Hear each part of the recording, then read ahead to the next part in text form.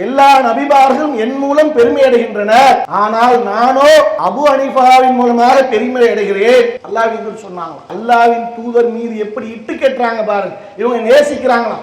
அல்லாஹ்வின் தூதரை நாங்க நேசிக்கிறோம், அல்லாஹ்வின் தூதருக்காக நாங்க மௌலிது பாடுறோம், கூத்தடிக்கிறோம், கும்மாள் அடிக்கிறோம். எங்களுடைய நேசத்தை நீ எப்படி குறை சொல்லுவ?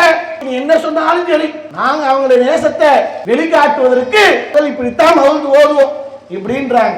அல்லாஹ்வின் தூதர் மீது அவ்வளவு அப்பட்டமாக இட்டு கட்டி வைக்கப்பட்டிருக்கு. எல்லா நபிமார்களும் என் மூலம் பெருமை அடைகின்றனர், நானோ அபு ஹனீஃபா மூலமாக பெருமை அடைகிறேன்னு சொன்னா இது அல்லாஹ்வின் தூதர் இறுதி பேர்ல சொன்னாங்களா?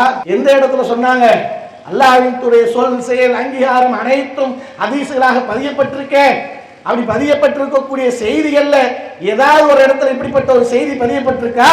ஆனா என்னவா இவங்க நம்பக்கூடிய அந்த மதஹப் நூல்கள்ல இன்னைக்கு ஏற்றி வைத்துக் கொண்டு இதன் மூலம் அல்லாஹ்வின் தூதர்கள் நன்மை அடைகிறாங்க, பெருமை அடைகிறார்கள் சொன்னா இது அபத்தமாக இல்லையா? இது அநியாயமாக இல்லையா?